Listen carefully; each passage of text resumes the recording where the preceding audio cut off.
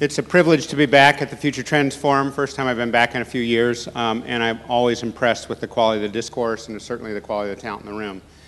I'm going to talk to you about a very brief contribution to this idea of innovation effectiveness. Christus asked me to focus on Scandinavia, and so I will do that specifically, but then generalize it to a very simple idea that the fundamental requirement is innovation effectiveness. You have to know what works and what fails these days, and there's an arc of the frontier that is all about changing that. Tim Rowe did a lovely contribution to it a few minutes ago by saying that it's about concentration, not incubation. This is one of now what I would describe as 70 or 80 principles of innovation effectiveness that people simply have to know to get it to work.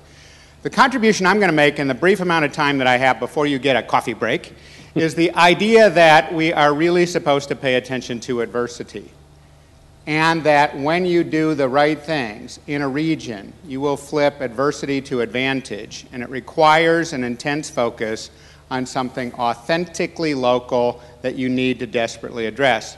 The theme that I'm using, the little analogy that I'm using to introduce this, is the difference between riding waves, which are evident everywhere in the world, and making waves that are authentically local to the adversities that you face in your local economy. To build on that Scandinavian request that Chris made of me, I've done lots and lots of work in interesting ways in lots of different parts of Scandinavia. I'm particularly thrilled by some of the things that have been happening in Finland and in Denmark that are principally about energy conservation. And there are other things throughout Scandinavia that are authentically based in reducing the healthcare costs, where the governments are the healthcare providers of the last resort. But specifically in Helsinki, Finland, one of the things that's sort of interesting is that they've been tackling this 130-year-old technology. I think we can all agree that the incandescent lamp has passed its sell-by date, despite the fact that there are a large number of them illuminating our festivities here in this room today. Okay? What's interesting is that stable technology about this started to emerge 26 years ago, an alternative to the very energy inefficient approach to this form of lamp. That is Thomas Alva Edison's original light bulb. And in deference to Peter, I should absolutely emphasize the fact that the incandescent light bulb was originally invented in the country of Canada. When the engineers did it, they thought it was a pretty obvious technology. You try to short an electrical circuit in the presence of a vacuum. It tries to create a fire. It can't really create a fire. It creates light and heat instead. The problem is it creates an enormous amount of heat, about 95% heat and 5% light. The engineers, having done this in Canada, did a wonderful job of saying, see, it's proof of concept, we're done. The only problem is the light bulbs in Canada, Peter, burned out about every 7 minutes. Thomas Alva Edison's job was to be obsessive-compulsive about making the thing actually work. He tested 10,000 different things before he discovered titanium filament lamps were sort of the maximum in terms of longevity. But the technologies, and they're hyper-abundant, that have emerged in the last 26 years include things like these LED lights you see here and that you would see in the back of your car anywhere you are in the world. The most advanced technologies for sort of lights that are efficient, producing more than 99% light and less than 1% heat, are ceramic lamps that appear to have a useful life of forever. These lamps have a useful life of about 15 years before they start to fade ever so slightly, not to fail catastrophically. So you think about this and you ask yourself, well, where will this future be found first? And of course, the usual assumption is that a variety of technologists all throughout Asia will perfect the manufacture, but the application will happen most predominantly in the United States. And I assume there's enough people in this room that are sick to death of the Silicon Valley story, like I am, that you want to sort of look for what lives beyond it. And in this particular case, I think the interesting story is what has happened in Helsinki, Finland. Now, Helsinki, Finland doesn't need a lot of lighting help today on the first full day of summer, but there are about 9 months of the year when it's pretty gloomy there. There are 3 months of the year when it's damn dark, and there's a month or so of the year when you want to bring a flashlight, okay?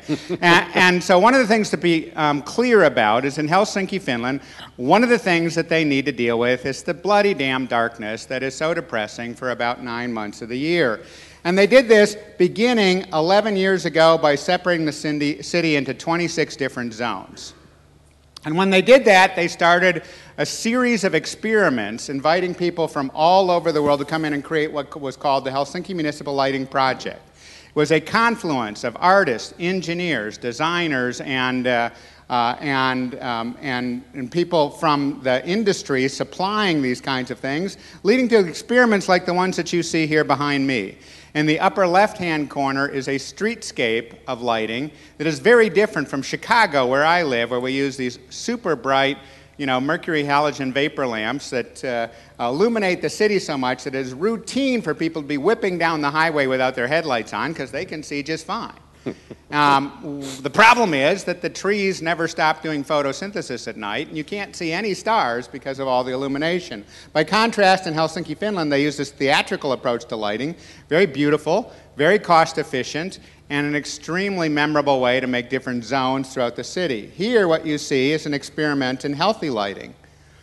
As I'm sure you know, on a beautiful day in Madrid like today, when you go outside, your skin is clever enough to synthesize, vitamin D because of the sunlight.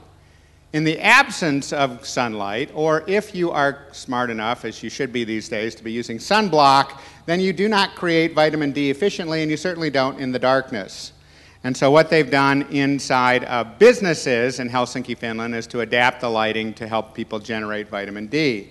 What you see here is a lighting system built on sensors on traffic systems. They detect when there are vehicles present, or even for that matter, pedestrians or bicyclists, and they produce a little cloud of illumination in the direction you're heading in a beautiful way that moves on down the street with you. Here's an interesting example of something you see all around the world, dead guys on horses that we're proud of, so we light them up, right? The interesting thing is in Helsinki, Finland, they adapt the lighting according to the background conditions. So when it's a little bit dusky out, they brighten up the lighting. When it's darker out, they can reduce the amount of lumens, saving energy. And of course, for bonus points at no extra cost, on different holidays, you can change the colors, and the colors will work perfectly. That's just because it's digital. Here what you see is an artist installation in a shipping channel. If you and I were having dinner tonight in Helsinki, Finland, we might take a photo here where there's nice restaurants with that as a backdrop. But trust me on this, if you were a river barge pilot navigating this very tight waterway, that is very functional on an evening with inclement weather. So these are multiple experiments of more than 40 that I could show you. The interesting thing is Helsinki committed to this early on, long before where you would expect innovations in lighting to show up, which you would think would be in places like, I don't know, Las Vegas, Broadway, the Ginza in Tokyo, in Seoul and South Korea. Those are the kinds of places where you would expect it to happen, but instead it emerged much sooner, much more profoundly here. And guess what? Here's the sort of interesting thing from my vantage point. They started to create annual events inviting all the best suppliers in the world that had something to say about lighting. And when, the folks at Philips would answer the phone, being Dutch, they said, "Great, we'd love to come. What's your budget?" And of course, in Helsinki, Finland, they laughed and said, "Budget? Are you nuts? We don't have any actual money. What we want you to do is produce showcase installations so that the next time you actually want to sell these things, you've got a place to take people." And that's what's interesting about the way in which they built it from a network of global partners. And this is the central point that I'm trying to convey. When you've got an adverse condition, to the degree that you commit to being the best in the world at what it is you're trying to address, you actually make it profoundly easier to do the kinds of things that matter. Flipping adversity to advantage requires a boldness of agenda, a boldness of intent, and setting the conditions under the covers so that lots of people will gather together and help to solve the problem in an authentic, newsworthy way. That's what I mean by flipping adversity to advantage. Now, when I talk about this generally, I want to now sort of talk about how it's happened lots of different places in the world. You look at Israel and you see that they are the world's leading, developers of desalination and micro-irrigation. I mean, it's not surprising. It's in the desert, okay? And finding the things that are adverse conditions allows you to create really interesting signature breakthroughs. Think about the complexity of the streets in London. the names of the streets alone. All you got to do is get just one little part of the street name wrong, and you're in a completely different region of the City of London. You've all had this experience. You probably also have had the experience of the taxi driver, a deep professional, chewing you out slightly with a certain amount of charm about your lack of knowledge of London and getting you to the right place, the place you actually intended, even though you didn't ask for the right place. To be able to do that, they master the knowledge, training that lasts for 3 years, and is an issue of very deep professional pride in that region. The green badge, in particular, when you notice this in London, is the hardest one to get and requires the longest degree of training. CEMEX is another wonderful example of flipping adversity to advantage. This is the case where a city with 22 million people and the world's worst traffic jams posed a very deep problem for people delivering ready-mix concrete-like cement. It turns out that if you've got a mixing truck filled with cement, no matter how much you get that baby to whip around, 5 hours into a traffic jam, it is no longer cement, it is concrete. And the truck is no longer as valuable as once it was. Okay? This turns out to be a costly condition. They solved it by creating advanced algorithms to manage traffic jams and multiple places to fill cement trucks distributed throughout the city. This was such a great advance in the ability to deliver cement at the point that it was needed, at the moment that it was needed, that was the basis, once they partnered with Goldman Sachs and Citigroup, to become the biggest cement company in the world, largely on the basis of a delivery algorithm managing traffic jams. Flipping adversity to advantage is a wonderful thing to be able to do. In Denmark, back to Scandinavia now, the thing that's exciting is you see fantastic innovations in energy efficiency, and not just the beautiful windmills that you see when you fly in, but also the ways that they're using high-speed trains and efficient cars, okay, to use the trains. So whenever you see this, industries, regions, categories evolving over time, the interesting thing is that governments tend to be different. And as we look for policy advances, the thing that's interesting is that innovation tends to happen more slowly and in isolation when governments are involved. The partners may not be quick to notice or adopt best practices. This is why, as I think we've learned from Tim this morning, you want to sort of concentrate rather than incubate these kinds of adoptions. But I think the heart of a great contribution that we can pay attention to is the combination of two things. Knowing that there is an arc of the frontier, some things that make innovation effective instead of failures, and then embracing the idea of adversity and authentic problems in a local region. When you do that in the right way, you treat it like a coral reef. You don't know the answer, you set the conditions so that many folks come. I'm sure you've thought about this before, but you really do not have to tell these fish that we're going to have a staff meeting on Monday morning to do all the planning. You set the conditions around something that is truly adverse, and it happens in interesting ways. So I'll leave you with this one last thought. There are two places in the world that are gathering up the seeds that we might need in the case of calamity. One is the Millennium Project here in Europe, Millennium Seed Project, a brilliant piece of work to gather up a global collection of seeds necessary to replant the planet if there's a calamitous event. The other one is a private collection made by this company, Seeds of Change. And for 30 years, they've built the world's most amazing collection of heirloom fruits, vegetables, plants, flowers, and trees. And I find it fascinating that when you contrast that with this little, game, Farmville, from a company called Zynga, they've made it fun for people to create phony farms on phones and in Facebook in a way that's really sort of interesting. This is a dopey little picture of a farm. You can create one on your own cell phone. And interestingly enough, you can buy yourself a little chicken, a little packet of seeds, a lamb, a variety of things, and make your farm succeed. Now, interestingly, in just the United States, there's 56 million people that play this routinely. That outnumbers actual farmers by 60 to 1. Okay?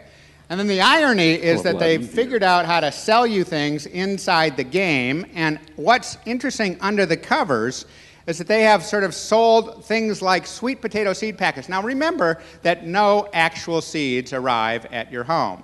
You pay a little bit of money, you get a package of seeds on your phone, you sprinkle the phony seeds on the phony farm in your phone, and a few days later you begin to see sweet potatoes growing. The thing that's sort of ironic is they sold $854,000 worth of sweet potato seeds in the first 3 weeks alone. That is more seeds than Seeds of Change has sold in any of the seeds that they've created in the 35-year history of the company. I find this sort of pathetic and sort of sad, but a really interesting way to think about modern life, okay? So as we understand that people will, as the lovely expression said a while ago, amuse ourselves to death, the question is, can we learn a way to deal with adversity? Can we create fun ways to engage people in large numbers to try to flip adversity to advantage? Can we do it in open innovation ways like the ones that you see sprinkled on the screen behind me? Can we do that with extraordinary challenges like we've seen recently in the United States with the DARPA weather balloon challenge, an experiment from DARPA to try to figure out how we could detect sooner than we otherwise would nuclear threats and a thorn bush syndrome. So they sprinkled 10 weather balloons around the United States. They told people in advance that they were going to do this, and they got different teams to compete. There were 28 different teams. The winning team solved it in fewer than 9 hours, and the second team came in 3 minutes later. This is the distribution of the different balloons in the United States of America. It was a very tough challenge, and to solve it in 9 hours is something of an example of flipping adversity to advantage, okay? So finally, what do you do if you want to do this routinely? You want to be able to see the future clearly and embrace it bravely, even when adversity is the principal condition that you're dealing with, certainly an important issue in places like Spain right now. You want to make sure you're moving faster than the background pace of the marketplace, because otherwise, obviously, you're falling behind. Do you have a profound narrative? When they tried to create the Helsinki municipal lighting program, they were very clear about saying they were going to have the world's best, not just better lighting, but the world's best lighting system. Do you have a clear mission for innovation with metrics that you know how to apply and manage? Have you put ACEs in their places that have been trained in effective innovation methodologies? Do you have a small number of big ideas that you're trying to pursue, and can you concentrate your scarce resources on those big ideas?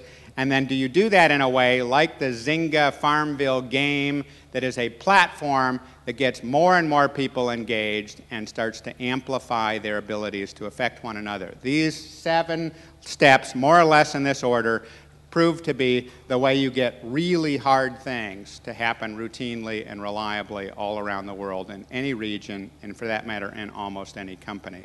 So there's a little provocation. It's a pleasure to be with you. Thank you very much for the invitation, Chris.